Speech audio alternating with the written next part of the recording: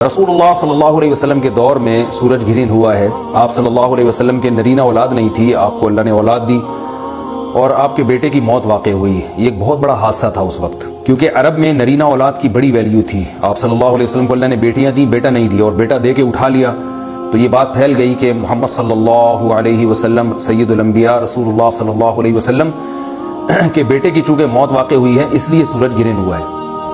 آپ صلی اللہ علیہ وسلم نے اس بات کی تردید فرمائی اور آپ نے فرمایا کہ سورج اور چاند اللہ کی نشانیوں میں سے ایک نشانی ہے، نہ تو یہ کسی کی موت کی وجہ سے گرہن ہوتے ہیں، نہ کسی کی زندگی کی وجہ سے۔ وہ اللہ ان کے ذریعے اپنے بندوں کو ڈراتے ہیں، یہ بخاری مسلم کی حدیث ہے، اپنے بندوں کو خوف زدہ کرتے ہیں۔ تو یہ اللہ کی نشانیاں ہیں، اور آپ صلی اللہ علیہ وسلم نے اس موقع پر نماز کا حکم دیا، اللہ کے سامنے عاجزی اور انکساری کا حکم دیا۔ آپ صلی اللہ علیہ وسلم نے اس موقع پر ہمیں حکم دیا کہ اللہ سے تضرع اور عاجزی اور انکساری کی جائے، اپنے گناہوں کی معافی مانگی جائے، اور نماز آپ صلی اللہ علیہ وسلم نے پڑھی۔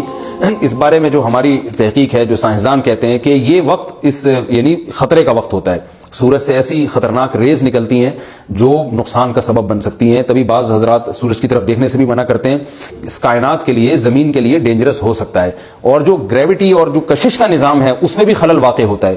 تو ایسا نہیں ہے کہ یہ بالکل ایک نارمل کنڈیشن ہوتی ہے اور اس کا کوئی نقصان ہی نہیں ہے، یہ بالکل غلط ہے، اس میں نقصان کا بہرحال خطرہ ہے، اور اس بات کا امکان موجود ہوتا ہے کہ قدرت انسانوں سے انتقام لے یا انسانوں کو نقصان پہنچائے۔ ہمیں اس موقع پر بہرحال اللہ کے سامنے جھکنا چاہیے، اپنے گناہوں سے معافی مانگنی چاہیے، اور وہی عمل کرنا چاہیے جو رسول اللہ صلی اللہ علیہ وسلم نے ہمیں بتایا ہے۔